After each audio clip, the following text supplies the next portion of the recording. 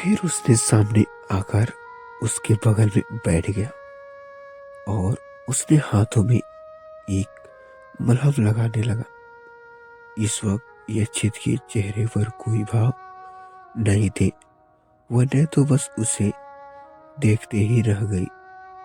उसकी इतनी केयर तो उसके डैडी भी नहीं की करती थी। वह यक्षित को देखते ही रह गई। अब वो मलहम लगाने के बाद वन्या अपने गाउन में लोगों जैकेट को पहनने लगी, जो कि यक्षित ने मलहम लगाते वक्त उतार दिए थे, क्योंकि नाइट ग्राउंड का अंदर का पार्ट स्लीवर लेस था, जिसका वन्या की गोरी बाह नजर आ रही थी। उसे यक्षित के सामने ऐसे बैठते बहुत शर्म आ रही थी, इसलिए वह खुद को उस जैकेट की कवर करने लगी। पर यक्षित ने उसका हाथ पकड़कर उसे पहनाने से रोकते हुए कहा, इसे पहनने की कोई जरूरत नहीं है। तुम्हारी बॉडी पर लगी का इवेंट खराब हो जाएगा। मैंने उसकी बात मानते हुए वह जैकेट साइड में रख देती है। वह यक्षित की तरफ देखकर धीरे से बोली, आप मेरी इतनी केयर क्यों कर रहे हैं? यक्षित वन्य की तरह देखते हुए बोला, मैं तुम्हारी केयर कहाँ कर रहा हूँ, मैं तो अपने बच्चे की माँ की केयर कर रहा हूँ। तुम इतना जल्दी भूल गई? मैंने यह शादी सिर्फ वेदांशा के लिए की है। वन्य की लग रहा था कि यक्षित उसकी कितनी केयर कर रहा है, पर अब उसे समझ आ गया था कि वह तो वेदांशा की माँ की केयर कर रहा था। वन्या, मुझे याद आ रहा है। फिर वन्या की नजर गिफ्ट बॉक्स की तरफ जाती है, जिसे यक्षित ने अपने कमरे में मंगवा ली थी। वह वन्या की तरफ देखकर उसे खुले का इशारा करता है। जब वन्या के गिफ्ट बॉक्स खुलने के लिए बढ़ती है तो यक्षित उसे एक बॉक्स इधर इशारा करते हुए उसे खोलने के लिए कहता है, पर वन्या उसे इग्नोर करते हुए दूसरे बॉक्स को देखने लगा चाहती है। ये देखकर यक्षित को गुस्सा आ जाता है। वो वन्या की तरफ देखकर ऑर्डरिंग टोन में बोला, मैंने कहा ना, पहले इसे खोलो। वन्या धीरे से कहा, नाराजगी में टोन में, बोलो। अब आप गिफ्ट देखने के लिए भी मुझे ऑर्डर देंगे? यह बोलते ही वो थोड़ा मायूस हो गया, क्योंकि यक्षित ने उसे पर बेवजह ही गुस्सा दिखाया था। वह अपने आप को नॉर्मल करते हुए बोला, लो पहले इसे देखो। वन्या ने गिफ्ट बॉक्स खोला। यक्षित की तरफ से उसके देखा कि यह एक खूबसूरत सा प्लेटिनियम का पतला सा नेकलेस है, जिसमें डायमंड की एक खूबसूरत सी पेंटिंग लगी हुई थी, जिसे देखकर वह वन्या के चेहरे पर एक स्माइल आ गई, जिसे देखकर यक्षित को यह पता चल गया कि वन्या को उसकी दी हुई गिफ्ट पसंद आई।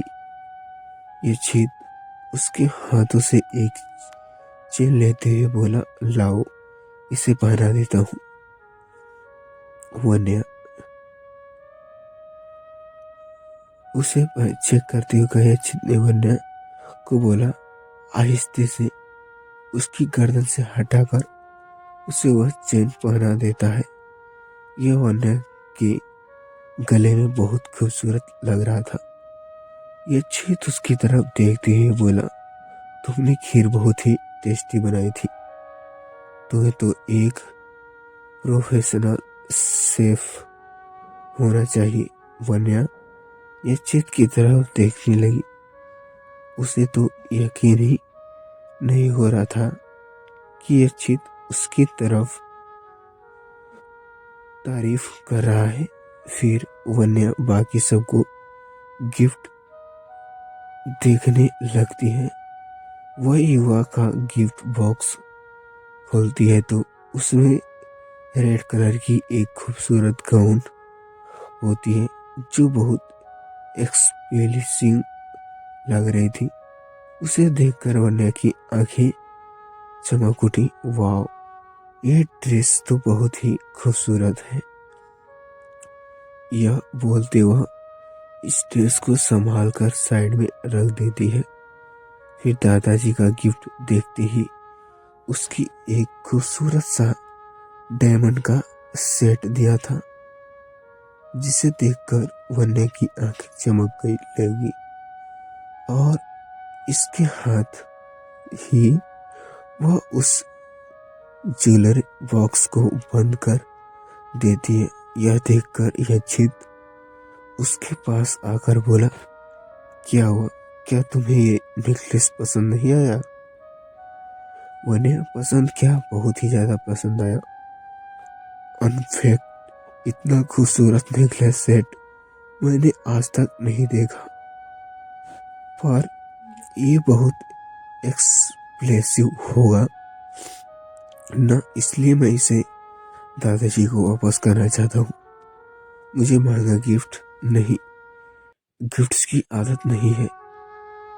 नहीं, यचित के पास जा रहा था कि वन्या कितना डाउट टू अर्थ है। अगर अभी उसके जगह पर कोई दूसरी लड़की होती तो वो इस महंगे नेकलेस को वापस करने के बारे में तो बिल्कुल नहीं सोचती।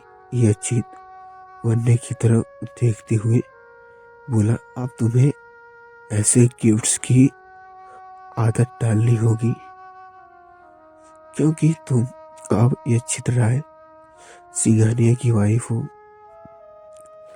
फिर वन्या की तरफ देखते हुए बोला, तुम्हें ये रख लो, दादाजी की ने बड़े प्यार से तुम्हें दिया है।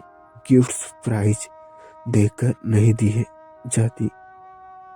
हम वन्या ने ज्यादा बहस न करते हुए माँ ने सिर हिला दिया। फिर वह अनिल जी की गिफ्ट देखने लगी।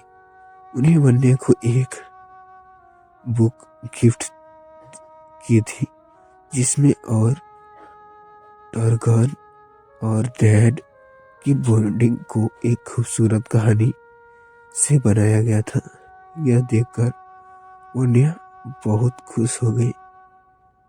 कहीं ना कहीं यचित को भी यह देख खुश हुई थी। वह यचित की तरफ वह